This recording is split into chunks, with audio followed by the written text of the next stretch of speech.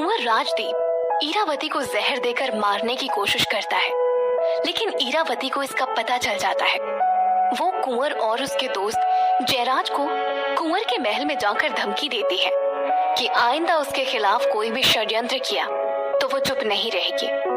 अपनी हवेली में लौटने के बाद वो तहखाने में जा वहाँ का राज पता लगाने का प्लान करती है। वो अपने प्लान में सफल हो जाती है और वो तहखाने के अंदर पहुंच जाती है।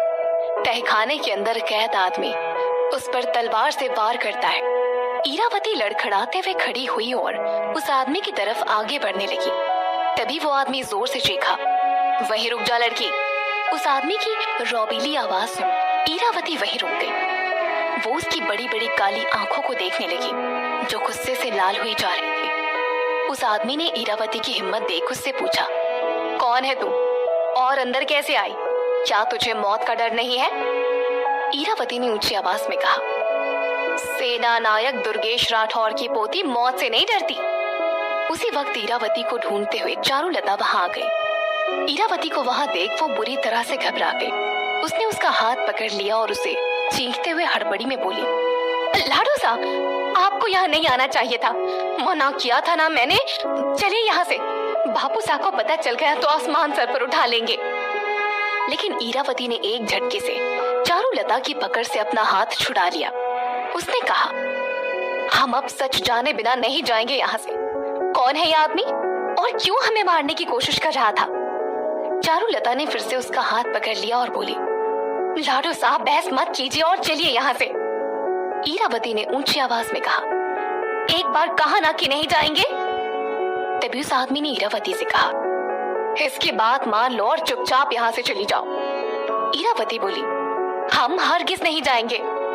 तभी चारुलता को तहखाने के अंदर आते हुए किसी की परछाई दिखाई दी। वो उस तरफ देखते हुए घबराई हुई आवाज में बोली, बापू साहब। इस पर इरावती चीखते हुए बोली, दादू सा का डर बता कि आप हमें यहाँ से जाने के लिए मजबूर नहीं कर सकती चारुलता। आपको सब पता है, लेकिन आप हमसे जानबूझकर बहुत कुछ छिपा रही हैं। तभी बापू सा वहाँ आकर खड़े हो गए। उन्होंने दरवाजे के पास गिरी तलवार उठा ली और वहाँ गिरी उस मूर्ति पर एक नजर डाली। उन्होंने चारुलता से ऊंची आवाज में कहा, जब से हम आए हैं तब से देख रहे हैं कि तुम कोई भी काम ठीक से नहीं कर रही हो। तुम्हें साफ शब्दों में कहा था ना कि यहाँ तुम्हारे और उस लंगड़ी दासी के सिवा कोई नहीं आना चाहिए। क्यों लेकर आई हो यहाँ इरावती को? चारुलता बुरी तरह से डर के मारे कांप रही थी।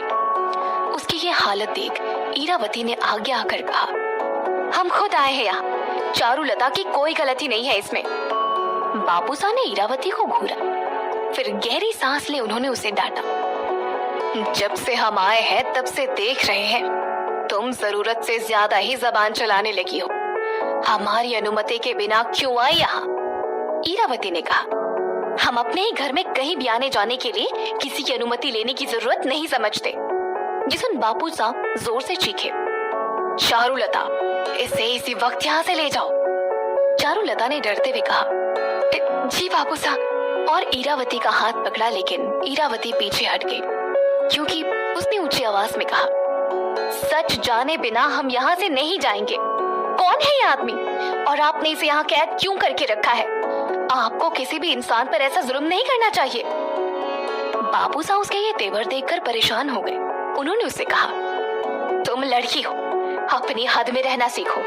हमें और ज्यादा गुस्सा आ गया तो हमारा हाथ उठ जाएगा।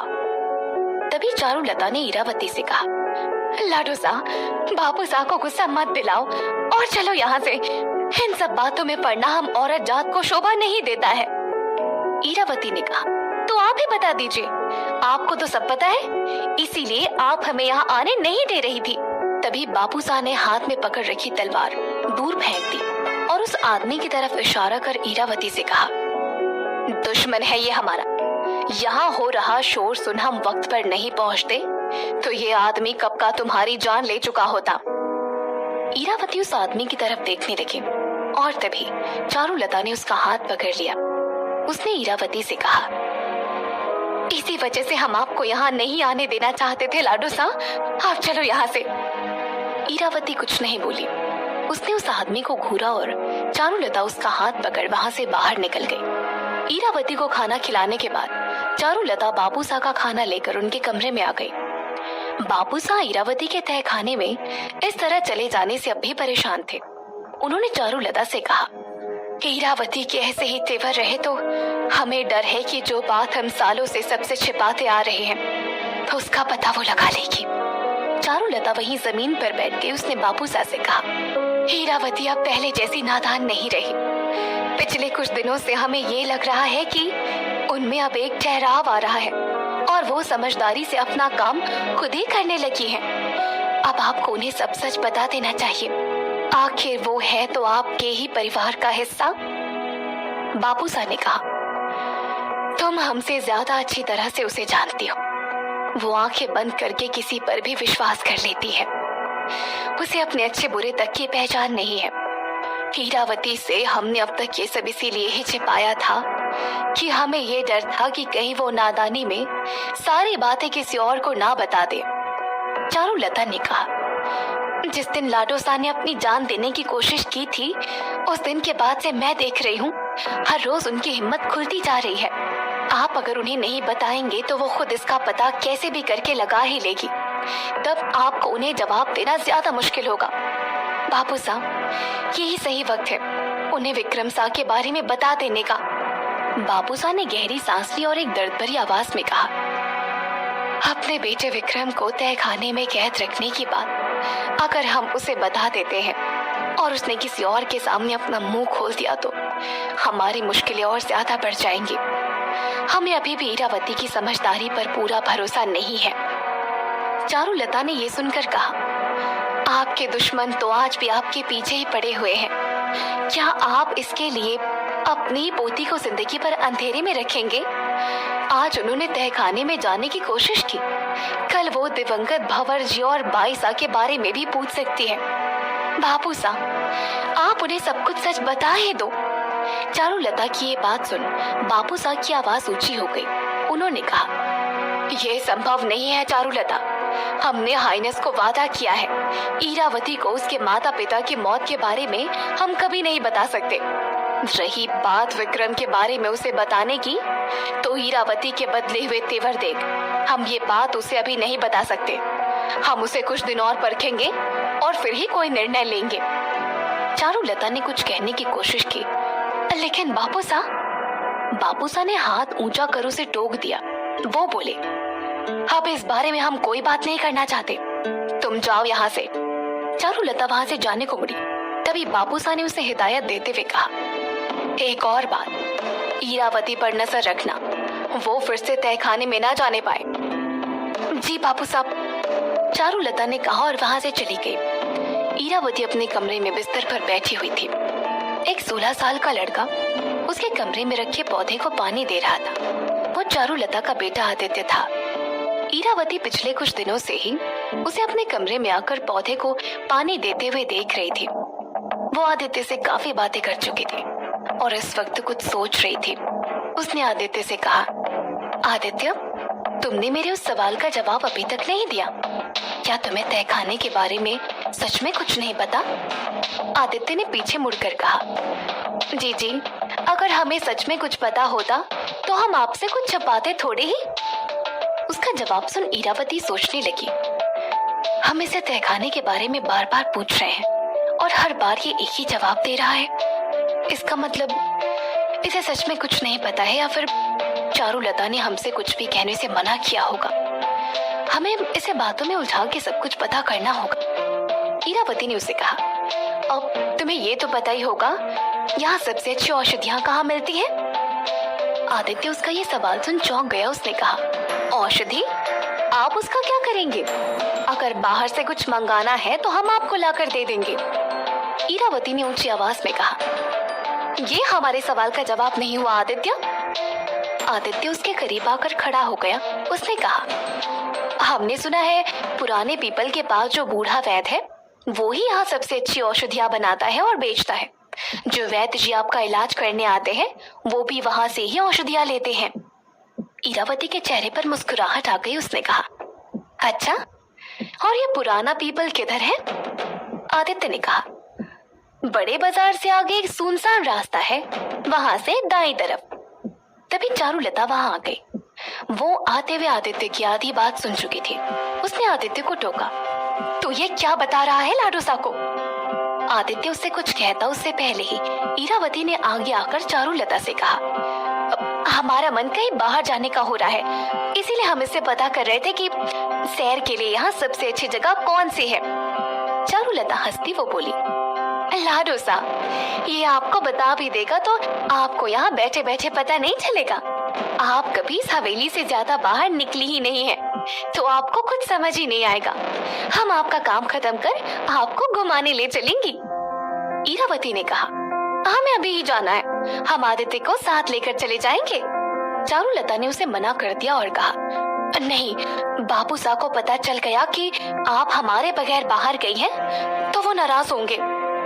इरावती ने उसके कंधे पर दोनों हाथ रख के बड़े ही प्यार से कहा, ये बात आप उन्हें बताएंगी तभी उनको पता चलेगी ना। फिर हम तो आदित्य को साथ लेकर जा रही है ना, क्या आपको हम पर इतना भी भरोसा नहीं है? चारुलता ने कहा, बात भरोसे की नहीं है, आपकी सुरक्षा की है। आदित्य अभी बच्चा है। इरावती बोली, आप इसी तरह हमें हवेली से बाहर नहीं जाने देती, इसीलिए हमें कुछ भी पता नहीं है और सब हमें बेवकूफ समझते हैं। आप यही चाहते हैं ना कि हम अपनी सारी जिंदगी बेवकूफ बनकर गुजार दें? ये सुनकर चारुलता ने उसे आदित्य के साथ बाहर जाने के लिए हाँ कह दिया और कहा, ठीक है, लेकिन जल्दी आ जाना। इरावती मुस्कुरा दी। उसने आदित्य से कहा, चलो आदित्य हमारे साथ। तभी चारुलता ने आदित्य से कहा, लाडोसा का ध्यान रखना और बाबूसा कभी पूछे तो उन्हें मत बताना कि लाडोसा तेरे साथ बाहर गई थी।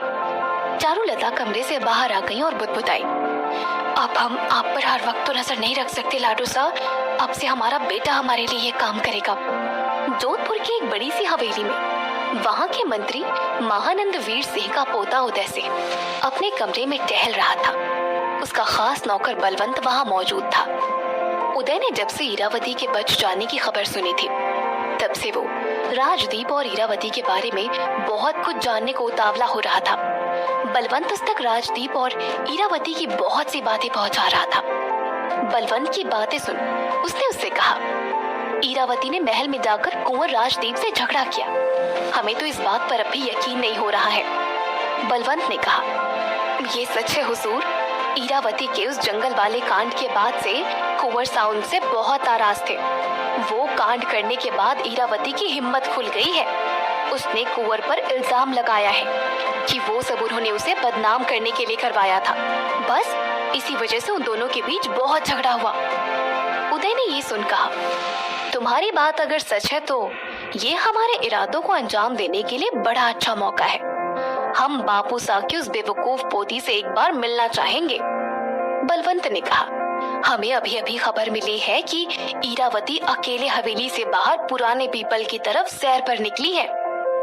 उदय की आंखों में चमक आ गई। उसने कहा, ये तो बड़ी अच्छी खबर है, पुराना पीपल। वो जोर से हंसा और उसने बलवंत से कहा, हम कहाँ और किससे मिलने जा रहे हैं, इस बात की भनक किसी को नहीं पड़नी चाहिए। बलवंत ने सिर झुका लिया और उदय से कमरे से बाहर निकल गया। आदित्य के साथ इरावती पैदल ही जा रही थी। बड़े बाजार से होते हुए वो पुराने पीपल की तरफ आगे बढ़ रही थी। तभी वहां से कुंवर राजदीप की सवारी निकली। राजदीप बग्गी में था जो चारों तरफ से बंद थी। जयराज भी उसके साथ उसी बग्गी में था। उसकी नजर इरावती पर पड़ी। उसने राजदीप से कहा, तुमने कुछ देखा? इरावती किसी लड़के के साथ जा रही है। राजदीप ने बग्गी से झांक कर देखा और कहा, वो उस दासी का लड़का है, हम जानते हैं उसे, पर वो उसके साथ कहाँ जा रही होगी? राजदीप ने बग्गी रोकने का इशारा किया और इरावती को दूर से जाते हुए देखने लगा। जयराज ने उससे कहा, ये रास्ता तो जंगल की तरफ जाता है, कहीं वो कुछ और पता करने फिर से पुराने महादेव तो नहीं जा रही है?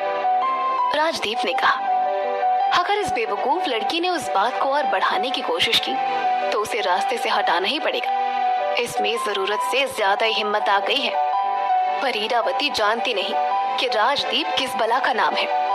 उसी वक्त तेजी से दौड़ता हुआ एक घोड़ा वहां से निकला। उस पर सवार युवक ने उस घोड़े को इरावती के करीब ले जाकर रोक दिया। जयराज ऊंची आवाज में बोला, ये तो मंत्री जी का पोता उदय सिंह है। तुम्हारी मंगेतर इरावती इसके साथ क्या कर रही है राजदीप? उदय ने इरावती के इर्द गिर्द अपने घोड़े को घुमाया और इरावती को रोक दिया। फिर उसे गहराते हुए देखने लगा और तारीफ करते हुए बोला, जवानी निखर आई है तेरी, बला की खूबसूरत लग रही है। पुराने महादेव की ओर जंगल में जा रही है। आज मुझे ही ग्राहक बना ले, एक बार तो तेरी बदनामी हो ही गई है, तो अब शर्म कैसी? चला जा घोड़े पे बैठ जा। इरावती ये सुन गुस्से से बड़ी बड़ी आंखों से उदय को देखने लगी। उसे समझ आ गया था कि ये तो मंत्री महानंद वीर सिंह का पोता उदय सिंह है। उसे ऐसे घूरते देख उदय सिंह ने कहा, ऐसे मत देख, दिल और दिमाग काबू में नहीं रहेगा। ओफ, क्या अदा है। आदित्य ये सब सुन देख डर गया और इरावती से बोला, जी चलिए यहाँ से। वो इरावती का हाथ पकड़कर चलने लगा, पर तभी उदय ने इरावती को खींचकर घोड़े पर बैठाया और घोड़ा दौड़ने लगा। दूर खड़ा राजदीप ये सब देख रहा था। वहीं आदित्य ये देख जोर से चीखा, रोको, कोई रोको, कुंवरी सा इरावती का अपहरण हो गया है। रोको रोको बाबू साहब। क्या होगा अब इरावती का? कौन उसे उदय से इसे बचाएगा?